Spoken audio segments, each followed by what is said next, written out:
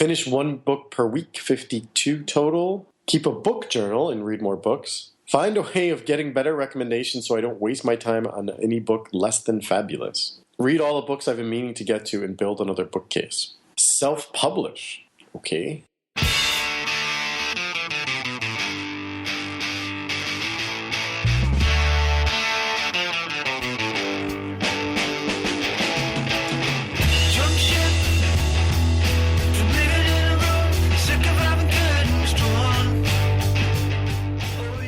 Okay, welcome to the 3% Podcast. This is Chad Post from Open Letter, and I'm here with Tom Roberge from Albertine Books and New Directions Press.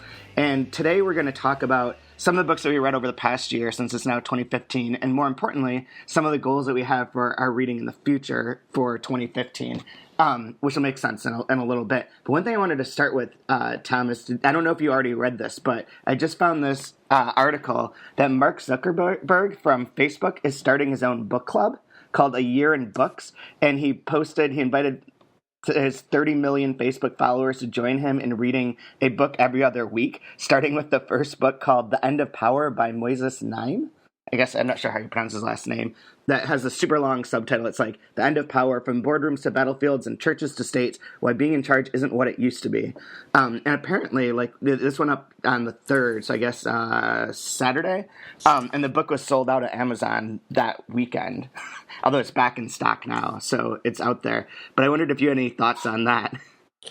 Well, I mean, practically, how does this even work? I mean, it's not actually a book club. They're not going to, is he going to start a thread and just... I think there's a page called A Year in Books, a community page, and there's 158,000 people who like it right now, including 23 of my friends, I guess.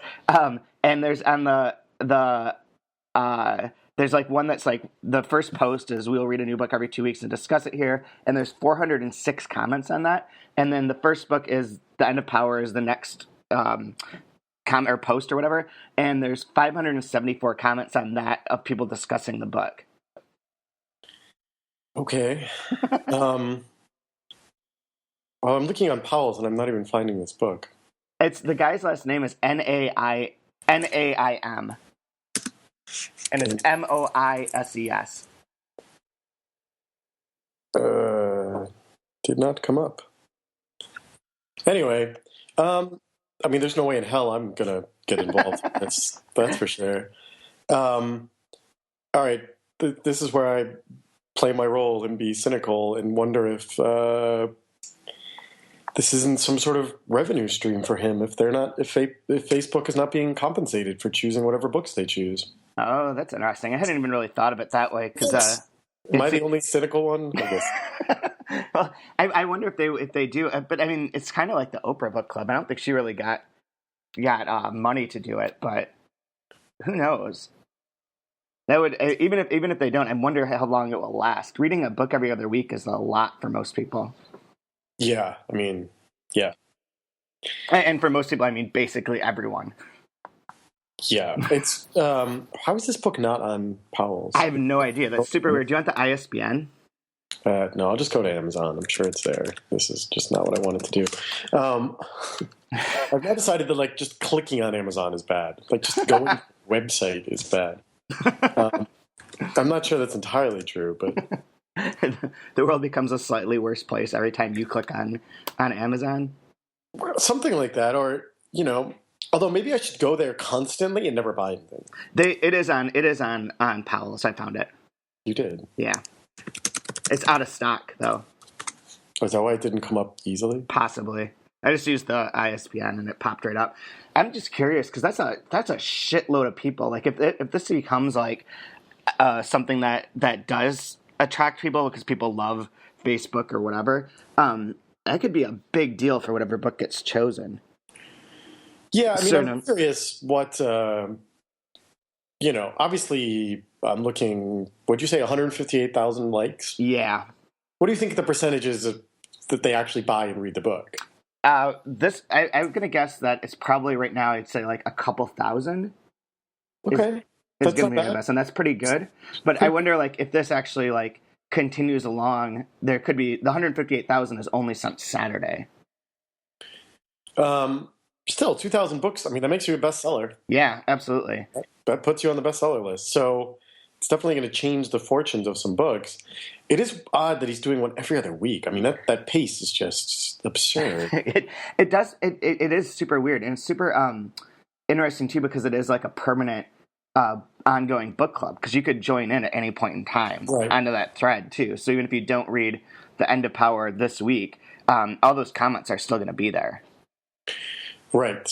Which is slightly different from the Oprah thing. Yeah. Where her episode aired once and then maybe in rerun a few months later. Like, if you don't read it before Oprah discusses it and has the author on and all that sort of thing, like, you kind of miss out on the communal aspect of it. Exactly. I wonder if they'll have the author come on Facebook and talk to people in some weird way too. Like, sort of Reddit's AMA sort of thing? Yeah, yeah, exactly like that. That would be interesting. Okay, how long until the Reddit has book clubs? Maybe they already do. They probably do. The only time I go on Reddit is to read the things about cereal. I have never been on Reddit. Really? No, I go to the homepage every once in a while by accident because somebody clicks on something. They're like, yeah, as discussed in this Reddit thread, and I'll click on it. I'm just like, I have no idea what this is. Just click away immediately. I don't like it at all. I don't like the attitude on it generally, like the way that it's presented. But I see how it could be helpful to people. I find it just like a slightly shinier version of Craigslist or something. Which is not helpful unless you're trying to find an apartment. I think that's going to be the title of this podcast, a slightly shinier version of Craigslist.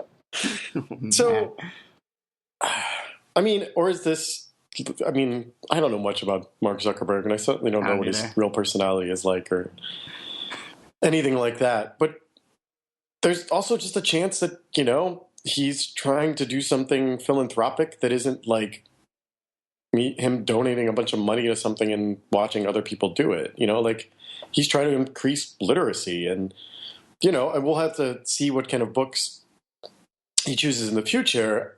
I'm not too wild about this one. It'd be nice to see him pick things that aren't about business and media. Yeah.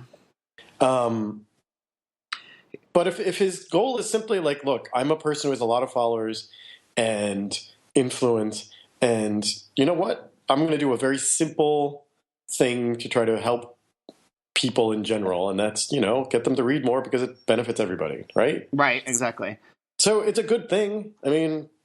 And even if it is there's one other thing related to that. So here's the quote from their first post. Our books will emphasize learning about new cultures, beliefs, histories, and technologies. Suggestions for new books to read are always welcome. So it seems like it's sort of open and might not always be business books, but this guy has like a TED Talk and stuff like that, and that seems like the perfect sort of Facebooky thing to start with. But there's on Goodreads, I got invited to like this Year of Reading Women that they have every year, I think, and it's like where you can start a thread about whatever book by a woman author and people comment on it, and it feels a little bit like that, but more condensed in the and that I think will make it more effective by just announcing one book every other week instead of being like, everyone, let's have whatever book you want, put it on here and we can talk about it. So like that kind of like the idea that that's not weird to like be a part of a virtual book club in which you're writing comments on place instead of discussing it in person seems like something that people are becoming more comfortable with. But I think that this one's going to hone it to the fact that like more people will actually participate than they would on a Goodreads thing. I agree. I mean, Goodreads is a little too all-inclusive for its own good with things like that. Which, I mean, Goodreads it requires a certain amount of active engagement in a way that Facebook will just sort of throw things in your face to remind you of them in a way that, Goodreads is not set up to do. So it's like Mark Zuckerberg's next choice is, because like you pointed out, like 23 of your friends already like it, you're going to know about it, whether you tended to or not. And on Goodreads, it's very easy to just lose track of these things very quickly. Oh, yeah, because I only go there when I finish books, too. Like, I never, like, hang out on Goodreads to see, like, what's going on in the updates section. I don't really... That's another site. Although, I mean, we'll get to this in a minute, but since I am going to, for the first time, try to keep track of what I read, maybe Goodreads is a decent place to do it. I don't know. It's not bad. I mean, I like it because I occasionally, like, I always put my books on here, and then when I finish them and give them their rating or whatever, and that has prompted people to either comment back to me on Goodreads or on Twitter, because it all feeds out into there, or on Facebook. And it does like start conversations in some sense, and I like that part of it. Right. And my goal for this year, again, which we'll get to in a minute, is something that, I don't want to, saint myself or anything. I do. The point of it is to create a conversation, even if it's like my girlfriend, like I would, the point of what I'm doing is, my goal this year is to create, to start a conversation that I think needs to be had, by more people. And, maybe it's not a bad idea. Isn't it now attached to Amazon though? Oh yeah, Amazon owns it, but like that attachment is not, you wouldn't ever know that by being on the site at all. Like the only way that I know, or that I'm reminded of that, is if I read something on my Kindle. When I finish, it'll say you can link it up to Goodreads and say that you read it, and it'll feed into the Goodreads database or whatever, their site. But on the actual Goodreads site, there's nothing. I'm on it right now, and there's no evidence that it's like part of Amazon. They're just very surreptitiously mining your information. Yeah, probably. That's fine. It's there's probably a million people doing that at all points in time, anyways. It does. Oh, here's where it is. So on when you go to a book page, the first link to buy the book is Amazon, and then it's other stores, and you can click through to buy the book at Barnes and Noble, ABE, Target, all those places, Kobo. None of these places exist. Better World Books, whatever. But yeah, and you can customize that order so that it will not have Amazon at the top if you want. I see. This, apropos of nothing, just reminded of a customer I had yesterday at the bookstore. A woman, an American or whatever. She was very obviously of Greek, I think, descent. Oh, okay. What she told me, but she was an American. She didn't read French. She's like, I'm looking for a good translation, something that was like highly praised and blah blah blah. And I sorted a table, and she's like, but I also want something I won't find at Barnes and Noble. And you just don't get enough customers like that. Yeah. I mean, if you haven't been in the store yet, but you come in and you'll see, look, we have Welbeck on the table, and I know Welbeck's not a bestseller, but right. It's published by Random House and Vintage, and that's a big deal. And there's Marguerite Duras and Anais Nin, and these sort of classical but contemporary French books that people buy. They've been meaning to read it, and there it is, and it's a pretty edition, and they'll buy it. But I also have on the table, your books from French, Matthias and Ard, both books on the table. Awesome. We have lots of Siegel books. Oh yeah. We also have like Night Boats, the Hervé Guibert, the Mausoleum of Lovers. Oh right. And so she asked me, she's like, which books on this table will I never find? And I was like, well, Hervé Guibert. Mind you, this is like a 1,000-page journal about like his love affairs. Right. By a poet from, the 70s or something. He's virtually unknown in America. Right. And the other one I gave her was a, which only now got translated, which is bizarre, but Helen Sixou is how you say. Oh, yeah. Tombe. Right. It's just translated finally by Siegel, and I put those in her hand. She's like, all right, done. I was like, wow. That's great. We need more customers like you. It just doesn't happen. I will say, you know what her friend bought, and totally unprompted by me, was the biography of Michael Henry Hine. So, oh, wow. That's super cool. That book is interesting. That's super Adventures cool. in bookselling tangent right there. Sorry. Love it. Speaking of Welbeck, though, what do you think of this new book of his? Submission. I don't really know what to say. I have to read it. I make it a point to not read author interviews because I don't find them particularly interesting and useful to understanding the book. So he did that one interview with the Paris Review. Yeah. I did not know this, which maybe some of our listeners who pay closer attention to French media than I do. I mean, I'm forced to pay attention to it now, but sort of by default. But my boss is telling me that Welbeck is not doing any French media. Oh, wow. And that the thing with the Paris Review might end up being his only media for this book. Huh. Which That's is interesting. bizarre, to say the least. But I don't know. I need to read the book. That's all I can say. Yeah. My boss, we got our copy, like our advanced copy, only like a week ago. Oh, wow. And yeah, no one's read this is the other thing. As much debate and discussion is going on about this, they didn't do galleys for it. So wow.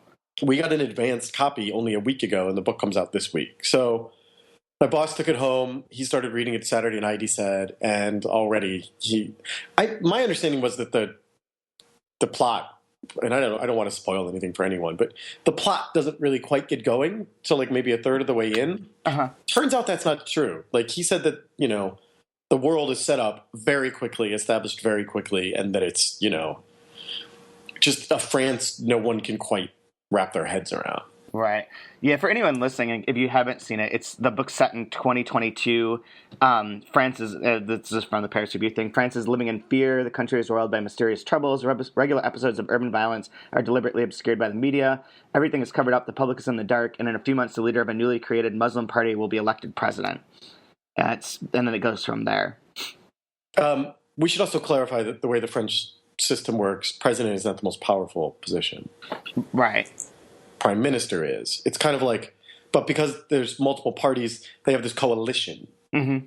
So prime minister, I don't know. There is no equivalent in the U.S. But it's kind of like being Speaker of the House. Let's call it that. So president is like being Speaker of the House. And this is the more controversial part. So after this guy becomes the president in the general election, the next day women abandon Western dress, most begin wearing long cotton smocks over their trousers. Encouraged by government subsidies, they leave the workplace in droves.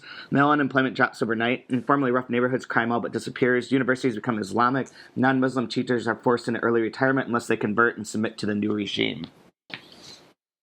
And this interview is the interview is kind of interesting because the person doing it, the interviewer, Sylvain Bourmeau, sounds kind of like she doesn't like anything about this book. No, she really didn't. Yeah, I read part of it just because my colleague, Miriam, was, very curious to my thoughts of it. And I kept bouncing around. I just could not get into it. I was going to say I feel bad for Welbeck because of the way people treat him in interviews and try to not so subtly accuse him of things that are actually, I don't know. I believe he truly does just try to put, a worldview out on, on paper and doesn't necessarily subscribe to it himself. And I think that's an unfair association. But yeah, and then he's forced to sort of defend himself. And then when he gets flippant and doesn't really explain things, it just looks worse, but it's just his personality. And it's just like, there's nothing good coming out of this interview. I wanted him to just never do it in the first place. But very true.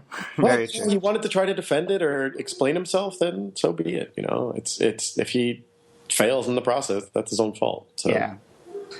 Well, switching gears from that to the reading thing, you said you had a few. Let me explain one thing. We were going to have Carolyn Kellogg from the LA Times on here as well, but the timing didn't work. But she used to do this thing every year where she'd get people in the book world to give out like a goal that they were planning on, of what they were planning on reading in the next year, or some sort of like literary resolution, I think is what she'd call it. And one time I did it for her twice. And the second time I said that I wanted to read like one big ass book every month, like instead of like reading a lot of like 200, 300-page books, read a couple or more, like 12 big-ass books. And I didn't do it that year at all. I thought I would, but I didn't even come close. But this year I did, actually. I just went through my list and saw that I've read 13 books that were all over 500 pages long. Seriously? Yeah. 1,000 Forests and One Acorn. They're a big anthology. Blinding by Mircea Cătărescu, are about 500 pages. This is like based somewhat on memory. Luminaries by Eleanor Cotton. The Tin Drum, the Günter Grass book, In the Dark of Time by Antonio Munoz Molina, Oh Pure and Radiant Heart by Lydia Millett, Radio by Tono Anapalu, Parallel Stories by Peter Nadash, Middle Sea by William Gass, The Whole Your Face Tomorrow trilogy, Bone Clocks, the David Mitchell book, Naked Singularity by Sergio de la Pava, and The Book of Strange New Things by Michael Faber. So finally, I did it. Years later, it happened. There you go. But and I did write down some of the favorites because someone asked me to do this a couple weeks ago for like an online magazine. So I have some books I really like that I read this year, but I want to hear what your goal is first of all.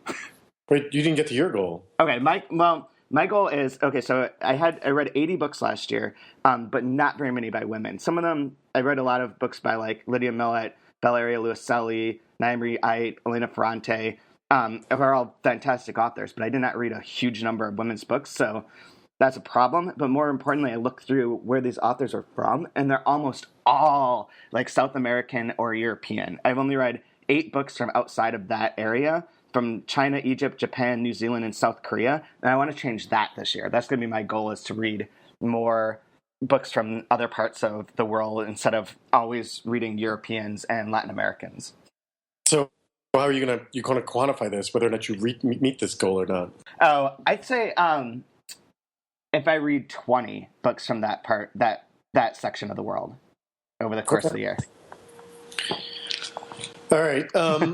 I wish I could tell you how many books I read last year and all of that. I honestly have absolutely no idea. I don't keep track. And I'm looking over at my pile of books that I recently read, and then this goes back a few months or whatever.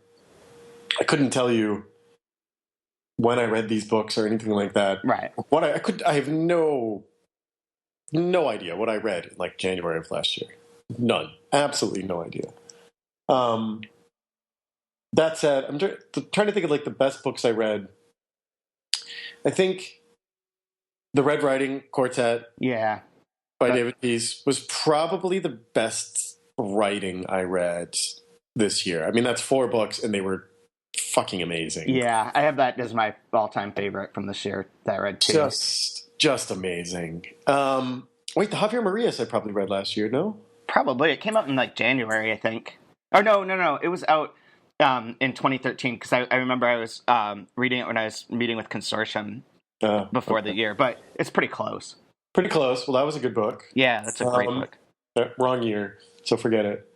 And then recently, what I read, King Kong Theory. Oh, did you? How is that? Virginie Despentes, the French punk feminist.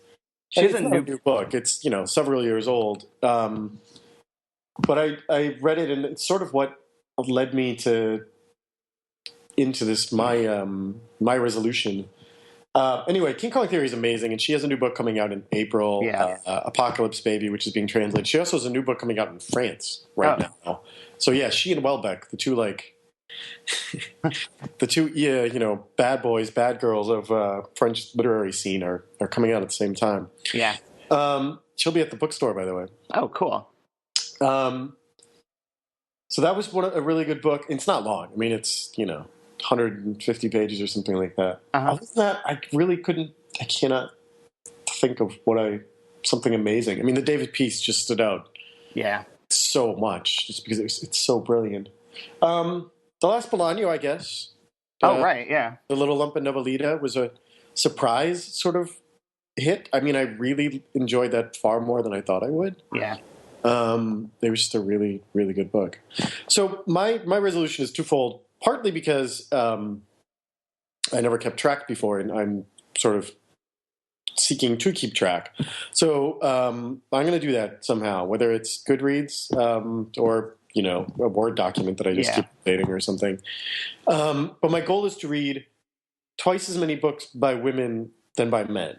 And I could go back and, like, if I really, forced myself to remember and document what I read this year, I am sure a quarter of the books I read or read generally are by women. And that's just too low. And, it's probably been far below that for stretches. And it's not something which is frustrating because I do like books written by women. It's just, I fall into this trap of just what's the easy thing? What's the thing that's at hand that I know I'm going to like?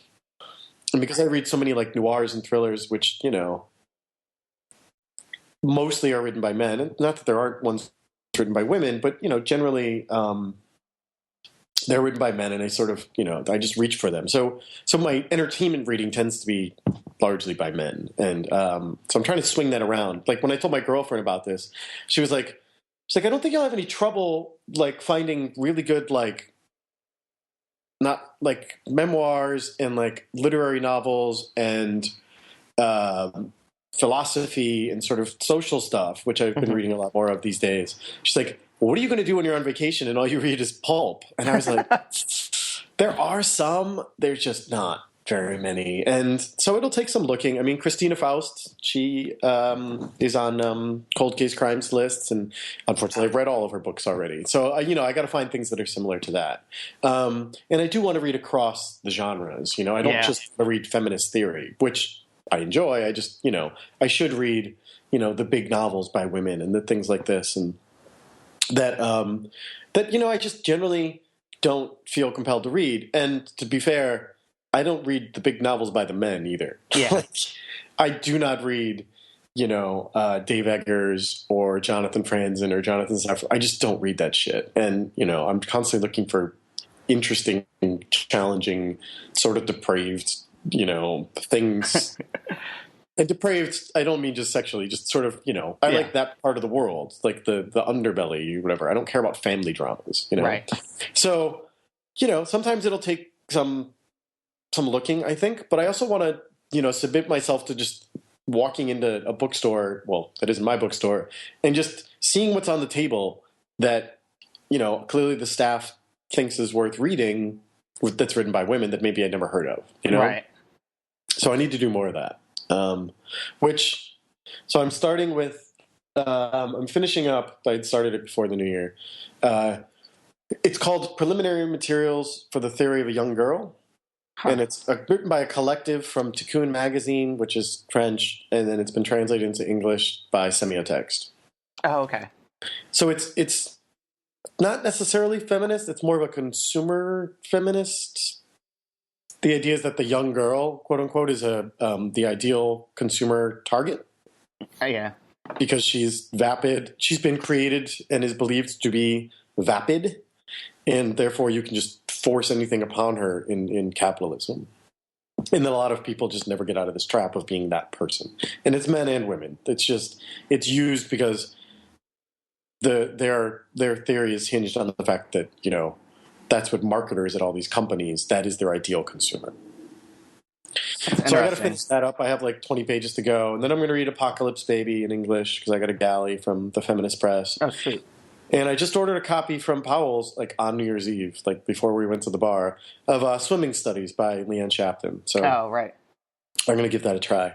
After that, I don't know. I'm just going to see how it goes. And I don't need to make myself out to be some wonderful man. I do think, there are points of view that I, am lacking, I suppose, and want to see how it goes. Yeah, that's a good goal. One other thing I was thinking of this year is reading more nonfiction, in part because Verso Books had a sale on ebooks right before New Year's Eve. It was like for the week before New Year's Eve where everything was 90% off. I saw that. I bought like 12 books for I think I bought 13 books for $28, which is awesome. And so now I have all these like interesting like theory, philosophy, cultural studies sort of books. And the first one I want to read is Hacker, Hoaxer, Whistleblower, Spy, The Many Faces of Anonymous by Gabriella Coleman, which sounds pretty cool about... It does, yeah. Yeah, so I'm going to try and do that too. Because I have this spreadsheet in front of me, but there's no way to like look at it and eyeball it. But I was looking through my list, getting my class together, too, of books that are coming out in the next few months, because I like to use things that are right now for the translation class, the world literature class. And they're really, there's not that many books being translated by women, a very low percentage, just by looking at it. But I did find a few that I'm going to use in my class, like the Jenny Erpenbeck book, The End of Days, and then The Vegetarian by... Han Kang, which is a South Korean book translated by Deborah Smith, who listens to our podcast, so special shout out to Deborah. But that actually has become sort of problematic because it comes out now in the UK, but they found a US publisher, so I'm not sure when it's actually going to be available here, although it should be just in time for my class. But that's another one that fits the women and not European category, which I think, since I love South Korea so much, I'm going to read a bunch of those Delkey books that they did as part of their series, too, over the next year. Although a lot of those are by men. Yeah. The vast majority. And I don't know. I don't think anything particularly, world changing can happen by people making resolutions like this. But I do think, the idea that people do it and that there's a slight awareness of it for whatever it's worth, it just challenges people a little bit to think about how they consume culture. And, even if they aren't in the business, if they aren't feminists, if they aren't whatever, like just think about these things just a little bit more. And, it might slowly start to change things, which need to be changed. I agree. There's have you ever read Violet LeDuc? The Bastard? Yeah. No, I haven't, but she's someone you might really like, actually. We published The Bastard or Le Batard when I was at Dalkey. We reissued it. It needed to be reissued. I have issues trying to get Dalkey books for whatever reason from our distributor from Ingram, and no one seems compelled to explain why that is to me. That's weird. It's really weird. Because they're part of Columbia now. They are, and I did meet somebody from Columbia, and I apologize to him if he's listening. I doubt it, but he was telling me he could set it all straight. But this is I met him Christmas Eve or that week there was a Christmas party and we met. So anyway, hopefully I will sort this out. This reminds me of another random bookstore thing. So we have all these books. We did this thing where we shipped a bunch of books, or not we, but the book department at the Cultural Services Embassy upstairs sent a bunch of French books to a bunch of bookstores in the U.S. And, it's kind of like on consignment or whatever. Right. But, we took care of getting them from France and we shipped them to the stores. And so that's all taken care of. And they're, because they're all, they're priced in euros or whatever, they can charge whatever they want. We give them guidelines, but, they're welcome to try to make, as much money as they can on them. And so most stores took all the French books and then 10 books in translation. Mm-hmm. And there were a few that were we just want the books in translation and we were just there to compile them or whatever. Right. But on both lists of books, we included Jacques Roubaud. I don't know how you say it. Roubaud. Yeah. And so we had some extras just for whatever reason when we had ordered them. So I put Hortense's Abducted on the table, a stack of it. It's been selling out. That's awesome. And I was totally unprompted. I've not even read this book. I don't know what's going on, but the power of just putting something on a table and subtly implying this is a good book. Yeah. Works wonders. It's amazing. So I got to say the copy on that one is pretty good. If you're responsible, well done. That's the best copy I ever wrote. I always reference that one. Wow. For everyone listening, I honestly did not know that. So. Yeah, I love that book. I love Roubaud a lot. Although I haven't read the most recent book. I think they have a third one in the Great Fire of London series that came out. Is it Mathematics or I forget, but I haven't read that yet. But I really like him. I think he's. I think Mathematics is the most recent one. Yeah. Yeah, I haven't read that. But I read the first two at least. Yeah, that's super cool, and that's a nice looking book too. Assuming they have the old cover still.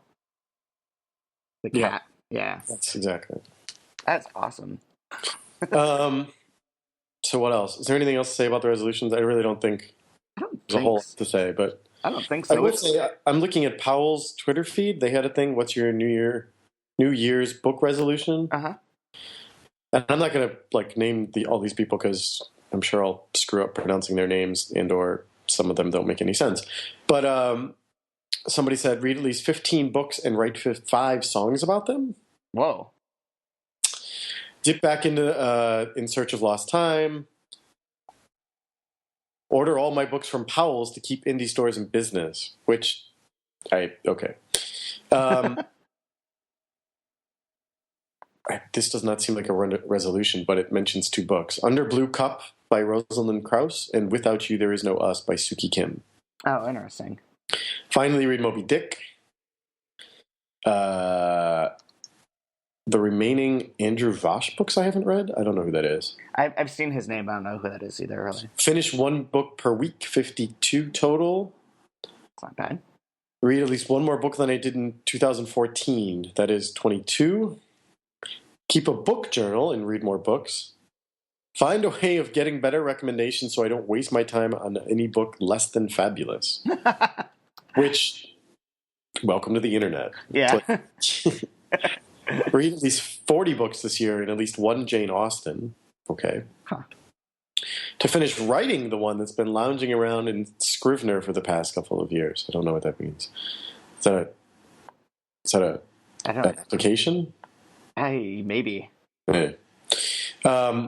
Read all the books I've been meaning to get to and build another bookcase.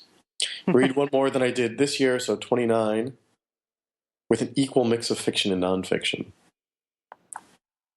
Self-publish. Whoa. Okay.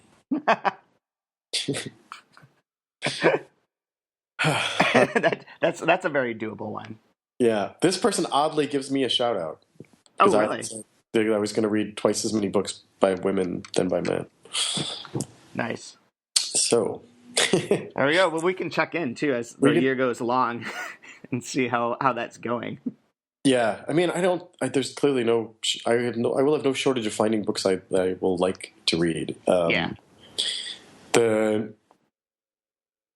trouble is, I'm going to have to ignore books that I would like to read, That's true. There's never enough time. There's always just too much stuff. Exactly. Ton of stuff. I did too. Like speaking of the women writers too, a lot of the books I want to read by women aren't translated, and there is a ton of them. Like I recently got into Allie Smith through this audiobook. There, but for the is the name of it, and it's pretty. I really like it. I really like the kind of voice that she has and the writing style. And I just got her new book, which is somewhat similar. It's called How to Be Both, and it's somewhat similar to our book. By Benjamin Stein, The Canvas, where there's two ways to read it. And I got the ebook version from the library, from the New York Public Library. And at the beginning, you have to choose one of two ways, and it reorders the chapters depending on which of the ways you choose to read it. Interesting. Yeah. I'm not sure how I don't know much about it at all, but it's curious, and I like her a lot. And I want to read also a lot of the Muriel Spark books that you guys reissued.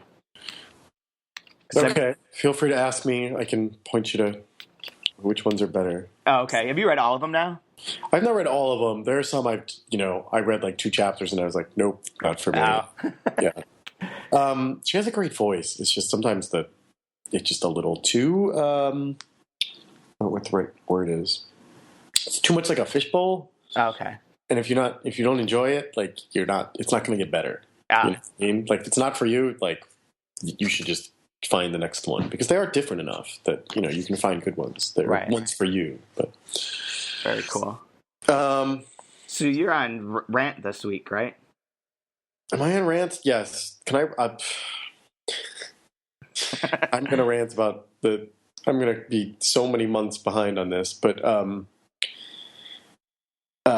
go along with my resolution, I suppose. What the fuck, Gone Girl? I had never read the book, saw the movie.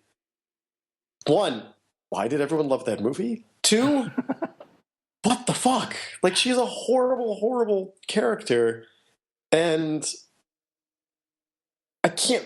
I struggled mightily to understand how a woman wrote that character. I just really did not enjoy that.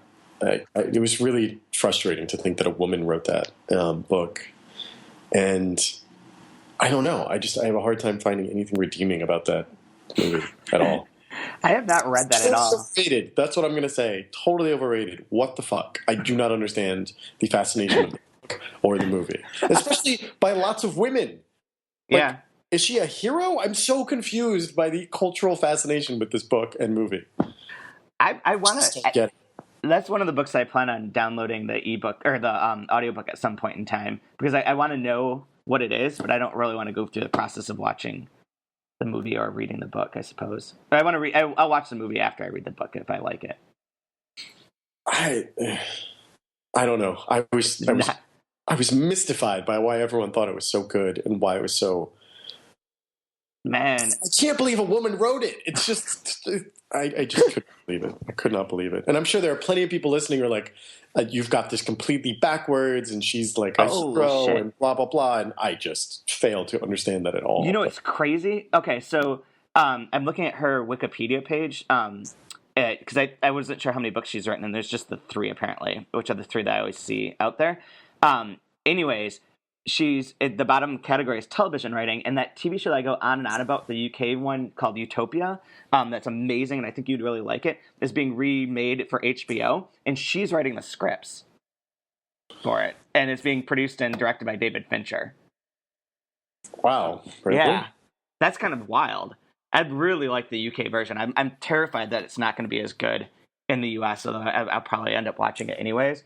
But yeah, she's writing the scripts for it, so good for her. I don't know. There was part of me that was like really interested in figuring out why everyone was talking about that damn movie for so long, and it's like, no, seriously, I'd be with my girlfriend at like art galleries openings, and like there'd be people in the corner all talking about Gone Girl. I was like, really? Like, how amazing could this movie possibly be?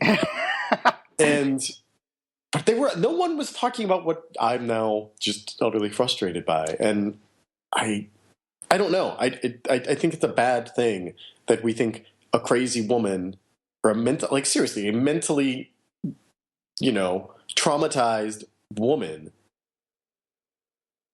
is an okay character to write. So she actually addresses this specifically, or pretty much on this page. Says some critics have accused Flynn of misogyny due to the often unflattering depiction of female characters in her books. Flynn identifies as a feminist. She feels that feminism allows for women to be bad characters in literature. She states, quote, "The one thing that really frustrates me is this idea that women are innately good, innately nurturing." Flynn also said people would dismiss, quote, "trampy, vampy, bitchy types, but there's still a big pushback against the idea that women can be just pragmatically evil, bad, and selfish." And that's totally fine. I totally agree with her. Mm-hmm. I just... You just hate this movie. I hated the movie. I didn't understand... I don't know. I feel like... Dude. I can't understand the... look, men do it too, but I can't understand the compulsion that drives her to write female characters like this, unless it's purely a money grab. Oh. Were her books really popular? I mean, I see them all over, so I assume that she was fairly popular. But was very well. It was a bestseller before the movie. Even. It was okay. That's what I was curious about. Oh yeah, it was number 1 on the New York Times hardcover bestseller list for 8 weeks. Yeah. It's possible that the book is far, more subtly realized. That the character is more subtly realized than in the movie. I mean, I'm sure it is, but. She's just like, she's just a mechanical sort of killer and insane. Like there's no nuance in the end. And that's fine. Make it a female character. It makes me think of what's her name, Eileen Warus or whatever, who, as much as people want to attach some sort of feminist agenda to what she did, she was a fucking serial killer. She was horrible. Mm-hmm. Don't turn it into some sort of feminism. It's just not fair, and I don't know. I just don't understand how a woman can write that character, I guess. And you are making this sound more interesting to me as you talk about it too. It's just, if it's not just a commercial grab, and that's fine. A lot of art is, done for commercial reasons. But to say that she's a feminist and then it's,